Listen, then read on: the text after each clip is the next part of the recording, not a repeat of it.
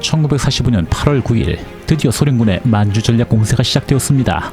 3개 방면에서 파죽지세로 관동군을 포위 공격하는 소련군. 그리고 이틀 후 8월 11일 전장과 멀리 떨어져 조용했던 남사할린에도 소련군의 공격이 시작되었습니다. 2만여 병력과 전차 100대를 앞세운 소련군의 공세. 더 이상 물러설 곳 없던 일본군 수비대는 필사적으로 소련군을 막아내야 했죠. 끝없이 남쪽으로 향하는 피난민들의 행렬. 하지만 본토와 떨어져 고립된 섬이었던 사할린, 이들에게 안전한 곳이란 그 어느 곳에도 없었습니다. 1905년 러일 전쟁에서 승리했던 일본은 러시아에게 사할린섬 북위 50도 이남 지역, 즉 가라후토를 자신들의 영토로 요구합니다. 일본 영토로 편입된 남사할린, 즉 가라후토. 일본 정부는 수많은 일본인들을 이 가라후토에 정착시켰고, 태평양 전쟁 이후 내지로 편성된 가라후토는 전쟁과는 사뭇 거리가 멀어 보이는 나름 한적한 지역으로 남아있었죠. 그리고 1945년 8월 8일 가라후토 남서부 마오카 지역, 대략 2만 4천여 명이 거주하던 이곳에도 서서히 전쟁의 그림자가 들이오기 시작합니다. 히로시마の被害すごく大きかったって本当？憲兵隊の人たちがこそこそ話してるの聞いたんだけど。 히로시마 핵투하 소식을 접한 마오카 전신국의 여직원들, 이들은 이 섬에서 태어나고 성장한 전형적인 가라후토 주민들이었죠. この間も宗谷海峡にアメリカの潜水艦が現れたそうだけど、カラフトに攻めてくるつもりかしら。こんな静かな別天地みたいなところが戦場になるなんて。 사이판, 오키나와 이오지마 등등 그동안 모든 태평양 전선 소식을 다른 세상 이야기처럼 듣고 평온하게 살아왔던 사람들. 東京じゃ毎日毎日空襲でしょう。ここじゃ一度だって空襲警報も鳴らないし。 하지만 그 평화로운 시절의 끝은 생각보다 빨리 찾아왔습니다. 어느덧 가라후토에 나타난 소련군 정찰기. 그리고 가라후토 국경 지역에도 심상치 않은 조짐이 보여지고 있었죠. 국경 지역에 집결하고 있던 소련군 전차 부대. 당시 가라후토 주둔 병력은 6개월 전 편성된 일본군 88사단, 고작 이 1개 사단으로 막강한 소련군을 상대하기에는 턱없이 부족한 수준이었습니다. 88師団としてはソ連参戦の場合直ちにそれに対応できるよう準備しなくてはなりません。ソ連はこの8月以降いつでも参戦できる準備ができていると見なければならない。 소련군의 예상 침투로는 가라후토 종단 도로를 통한 섬 남부 오토마리 지역까지, 그리고 해상으로는 마오카와 오토마리 상륙을 통해 본토와 섬을 완전히 차단할 것이란 예상이었죠. 一般法人を巻き添えにすることだけは極力避けたい。各連隊はそのためにも決死の奮闘を願いたい。 언제나처럼 웃고 떠들며 일상을 보내던 마오카 전신국 여직원들. 하지만 가까운 발치에서 들려오는 전쟁의 소문은 이제부터 남의 일이 될 수가 없었습니다. ソ連とは中立条約が結んであるんでしょ？それは延長しないって言ってきたんじゃないの？ 이튿날 8월 9일 ソ連が昨8日夕刻我が国に対し宣戦を布告した模様であります。そうか。 마침내 그날이 찾아왔습니다. 소련은 일본과의 불가침 조약을 파기하고 3개 방면 전선군으로 만주를 공격하는 만주 전략 공세 작전을 시작합니다. 이 상황은 태평양 전역을 모두 상실하고 원포까지 얻어맞은 일본에게는 거의 사형 선고나 다름없는 소식이었죠. ねえどうしよう姉さん。せっかくここなら安全だと思って疎開してきたのに。今はどこ行ったって同じよ。それに川崎だって毎日空襲だって言うじゃないの。 하지만 여전히 가라후토 국경은 조용했습니다. 何か見えるか？何も見えません。 적어도 아직까지는 말이죠. 최전선 수비병력들에게 갑자기 몰아치는 폭풍. 공격도 잠시, 마치 간을 보려는 듯 다시 전선은 고요해집니다. 第88師団は諸般の状況に鑑み積極的攻撃に出て越境すべからず。何？ 예, 아직 전면 공세를 확신할 수 없는 상황에서 불필요한 공격을 할 필요가 없다는 상부의 지시였죠. 8월 10일 갑자기 마오카항에 정박 중인 함선이 무언가의 공격을 받고 침몰합니다. ソ連のものともアメリカのものとも判別つきます。上層部はそれで良いかもしれませんが、将兵たちは最前線です。戦うに戦えず、方面軍に命令の撤回をお願いします。 그리고 8월 11일 드문드문 간을 보던 이전 공격과는 확연히 다른 공격이었습니다. 그리고 점점 증가하는 전차 부대. あんたは大丈夫でしょうか？なんとか持ちこたえてくれよ。 예, 마침내 소련군의 대대적인 남사할린 침공이 시작된 것이었습니다.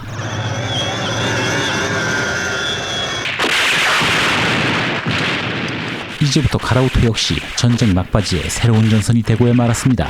최전방 수비병력은 순식간에 괴멸됐고 마오카 전신국 여직원들은 분주하게 전황의 긴박한 상황을 전달하게 되었죠. 당시 가라우토 공세를 맡았던 소련군은 제2극동전선군 산하 16군, 전차 100여 대와 항공기 80여 기, 총 2만여 병력이 공세에 투입되었고 미국 침공에 대비해 섬 동해안에 배치되었던 일본군 주력 부대는 그제서야 국경지대로 이동해야 했습니다.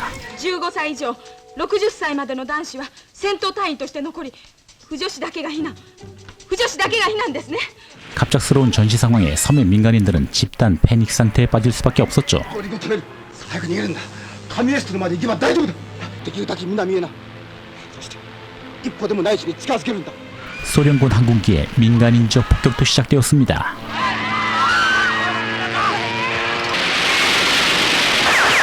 그 누가 먼저 시작하건 전쟁이란 모두를 불행하게 만드는 것. 88사단은 방위 소집을 통해 국민의용 전투대까지 모집했지만 소련군의 파상 공세를 막기에는 역부족이었죠. 그리고 섬 주민들의 길고 긴 피난 행렬이 이어집니다.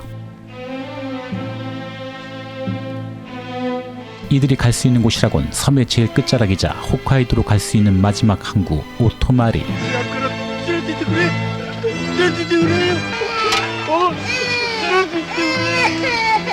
集められただけのトラックを各地に退避させ、各駅の汽車も貨車も全て避難民用に南に向けて配置してくれ。急ぐのだ。 가라우토 전선은 태평양 전선과 사뭇 달랐습니다. 이곳에서 밀릴 경우 민간인들의 피해는 물론 바로 눈앞에 있는 본토 역시 무방비 상태로 노출됨을 의미했죠. 소중한 쌀도 피난길에는 무거운 짐일 뿐 아기와 노약자, 환자들에게 피난길은 감당하기 힘든 고난이었습니다. ソ連兵に殺されるくらいならお前の手で殺して。お母さんそんなこと言わないでよ。 8월 15일 마침내 운명의 그날이 찾아왔습니다. 天皇陛下の玉音放送がありますので全員謹んで受けたまわるようにとの 히로히토가 항복을 선언한 것이었죠. 하지만 이에 아랑곳 않고 소련군의 공격은 계속 이어지고 있었습니다. 日本は絶対に負けない国じゃなかったんですか。するとカラフトは私たちはどうなるんですか、局長さん。 88사단 참모장 스즈모토, 제후 방명군은 사할린 88사단의 최후의 한 명까지 사수할 것을 명령합니다. 그리고 전황을 이곳저곳에 전달하던 마오카 전신국 여직원들에게도 전원 대피 명령이 떨어지게 되었고 이들의 임무는 마오카 중학교 15세 이상 남학생들이 대신 맡게 되었죠. 中学生が残ってどうして私たちが引き上げなければいけないんですか。女だから引き上げろ、男だったら子供でも残れというのは私には納得がいきません。 소련군이 이 마오카 지역에 상륙할 경우 이들이 어떤 고난을 받아야 하는지는 충분히 예상할 수 있었습니다. その電話が止まったら死ななくていい人まで死ぬようなことがあるかもしれません。この土地を捨てるなんてそんな辛いこと私にはどうしても耐えることができないんです。 8월 17일 침공 일주일 후 철수를 거부한 마오카 전신국의 연직원들은 각자 임무를 계속 맡고 있었습니다. 물론 이것이 자발적이었는지 아니면 내부에 무언의 강요가 있었는지는 알 수 없는 일. 8월 18일 공세를 감당하지 못한 88사단 결국 무장해제의 일환으로 군기 봉소식을 거행합니다. ソ連軍は停戦協定成立にもかかわらずなおも侵攻を続けている模様であります。何? 소련군의 목적은 일본군의 항복을 받아내는 것이 아닌 사할린 땅 전체를 수중에 넣는 것이었죠. 피난민들도 끊임없이 몰려오는 소련군을 피해 하염없이 남쪽으로 향해야 했습니다. 그리고 소련군 지휘부와 협상에 나선 스즈모토 참모장. ことにおいてすでに停戦協定は成立したはずであるにもかかわらずなぜ進撃を続けるのか Штаб приказал, чтобы мы заняли все города на Сахалин. Поэтому мы будем наступать до южных края Одомари. Победительная сторона никакого права не имеет. Вам только осталось 10 минут. 10 минут! 8월 19일 밤새도록 교환대 앞을 지키고 있던 여직원들에게 끔찍한 소식이 들려옵니다. 예, 소련 함대가 방향을 바꿔 마오카 항으로 진격한다는 소식이었죠. 그리고 오전 6시 마오카를 향해 포격을 쏟아붓기 시작하는 소련 함대. 마치 이 섬에서 일본의 모든 흔적을 완전히 소멸시키려는 듯한 공격이었습니다. 지휘부는 절대 사수를 명령했지만 포격에 노출된 민간인들의 희생은 계속 늘어만 갔죠. ソ連軍が上陸しました。ここからも見えます。早く避難してください。山の方へ逃げろ。山の方へ逃げるんだ。早く。先生堂々停戦交渉の任務を果たしてまいります。しっかり頼むぞ。 가라우토는 피난과 저항, 협상 이 모든 상황이 혼선을 이루고 있었습니다. 我慢してくれ。今ここで発砲すると住民の被害が増える。嘘だ。 이제 이 마오카 전신국에도 소련군의 공격이 들이닥치고 모든 상황은 절망만 남아있는 듯했죠. 게다가 백기를 들고 소련군과 협상을 하려는 시도도 있었습니다. 日本軍は自主的に戦闘行動を中止した。キ軍はそれを知らないのか。我々は戦闘する意思はない。よってキ軍も直ちに戦闘行動を中止してもらいたい。 하지만 이 상황의 협상이란 공연불 같은 요구였을 뿐 마오카 전 지역은 초토화가 되고 전신국으로 몰려오는 소련군 병사들 그리고 남아있던 전신국 여직원들이 맞이해야 할 마지막 선택이란 전신국 여직원들은 모두 스스로 최후를 맞이하게 되었고 마오카 전 지역은 소련군 수중에 들어오게 되었죠. 일주일 후 8월 25일 오토마리 함락을 마지막으로 사할린 전역은 소련군에게 완전히 점령되었고 러일 전쟁 이후 일본에게 넘겨준 남사할린은 다시 소련의 영토가 되어버립니다. 얼마 후 소련군은 소야 해협 건너 홋카이도까지 넘보려는 작전도 수립했지만 미국 측의 완강한 반대에 부딪혔고 사할린과 쿠릴 열도로 만족해야 했죠. 그 이후 사할린에 거주하던 일본인 생존자들은 본토로 소환됐지만 불행히도 사할린으로 강제징용을 당했던 조선인들은 어느 누구의 보호도 받지 못한 채 사할린에 남을 수밖에 없었습니다. 그리고 끝까지 마오카 전신국에 남아 최후를 맞이한 9명의 교환원들. 사할린을 바라보는 홋카이도 와카나이 공원에는 이들을 기리는 빙설의 문이란 탑이 설치되어 있다고 하는데 과연 이들은 스스로 자초한 운명일지 아니면 군부의 무언의 강요가 있었을지는 여전히 알 수 없습니다.